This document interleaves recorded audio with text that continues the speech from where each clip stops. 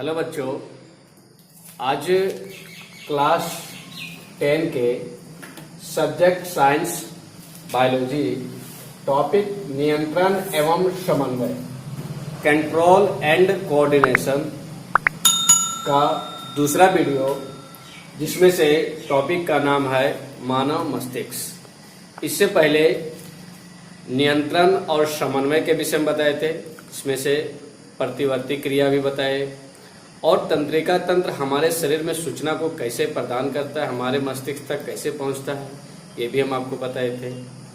आज हम आपको बताएंगे मानव मस्तिष्क का डिटेल्स रूप में। तो सवाल ये है कि क्या मेरुरज्जु जो है का कार्य केवल प्रतिवर्ती क्रिया है? तो निश्चित रूप से नहीं, क्योंकि हम जानते हैं कि हम जो है सोचने वाले प्राणी हैं।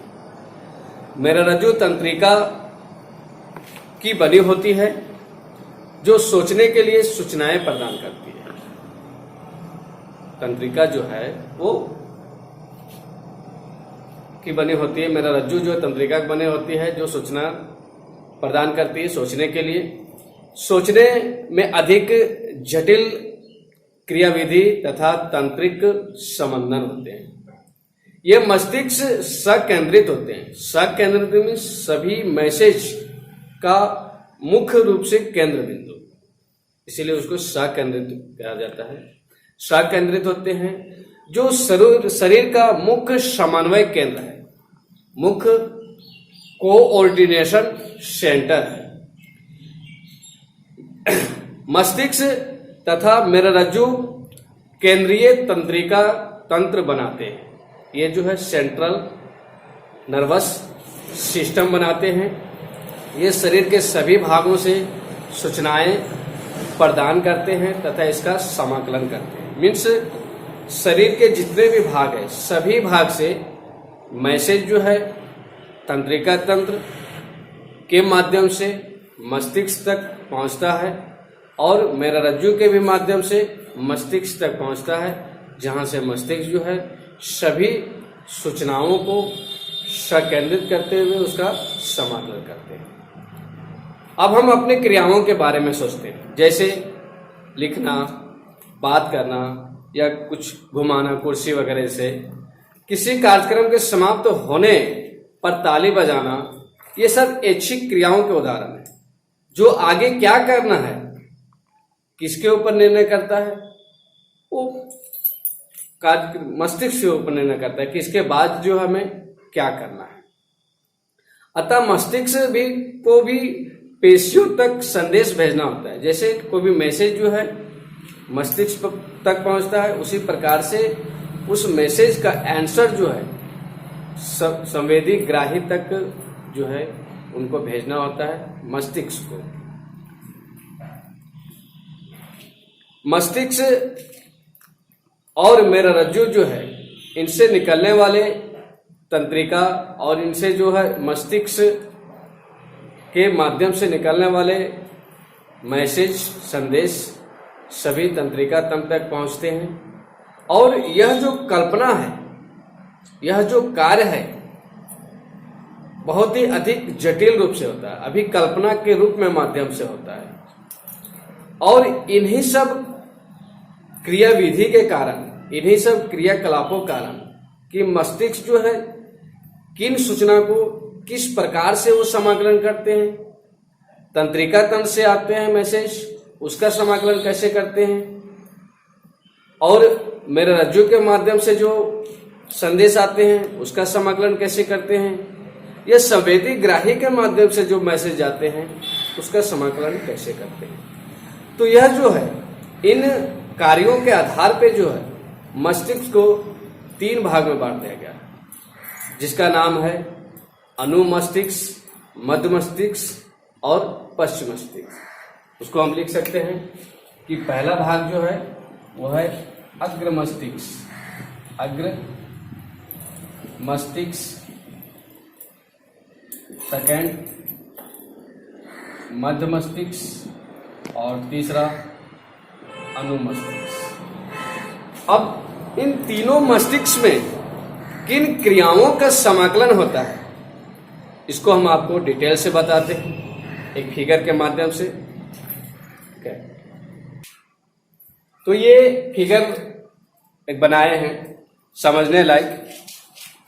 इस सामने का भाग जो देखिए, ये अग्र मस्तिष्क, जो ये सामने वाला ये अग्र मस्तिष्क, ये पश्च मस्तिष्क, ये पीछे का भाग पश्च मस्तिष्क, और ये गर्दन से जो जुड़ी हुई है मेरुरज्जु, अनुमस्तिष्क, और सबसे बीच वाला जो है मध्य मस्तिष्क, कपाल, और ये ऊपर हमने लिखे प्रमस्तिष्क।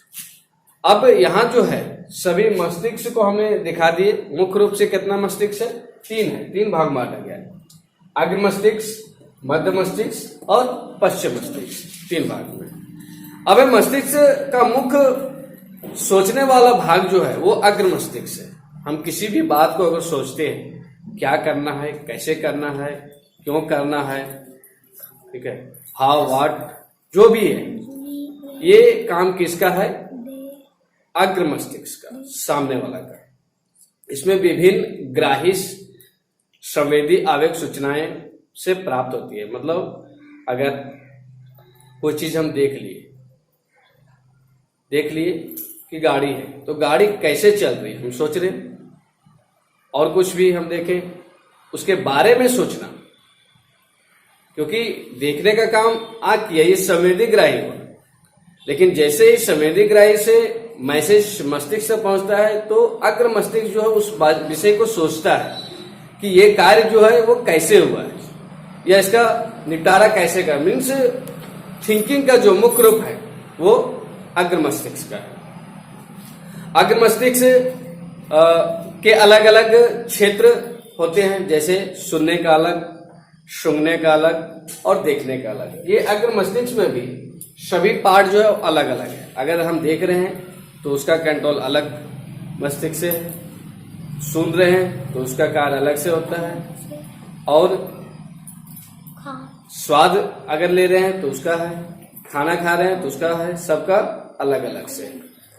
मतलब सभी का जो कार्य है वो सहचार्य रूप से, या कह सकते हैं कि विशिष्टीकृत, मतलब विशेष सिस्टम से उसका जो है वो समाकलन होता है। अब है कि जब हम किसी खाद्य पदार्थ को देखते हैं, किसी खाद्य पदार्थ को हम देखते हैं, तो हमारे जो पसंद का होता है, तो देखिएगा कि अचानक ही हमारे मुंह में जो है पानी आ जाता है। जैसे अगर हम नाम लेते हैं इमली का तो पानी आ जाता है, आम का नाम लेते हैं तो पानी आ जाता है, पानी आ जाता है। और दूसरी ओर कि हृदय स्पंदन, अगर शरीर की जो धड़कन है, इसमें हम सोचे या ना सोचे ये रुक नहीं सकता है। डाइजेशन, अगर हम कुछ खा रहे हैं तो डाइजेशन के लिए हमें सोचना नहीं पड़ता है कि डाइजेशन कैसे होगा। हृदय की गति चल रही है तो उसको हमें सोचना नहीं पड़ता है कि कैसे होगा। तो वास्तव में इनके विषय में हम सोचकर और चाहकर भी आसानी से इन क्रियाओं पर नियंत्रण नहीं कर सकते। अगर हम चाहेंगे कि अचानक हम किसी चीज को देख रहे हैं, पानी आ जा रहा है, उस पानी को हम रोक सकते हैं तो नहीं रोक सकते। हृदय की धड़कन को अगर हम रोकना चाहें तो नहीं रोक सकते।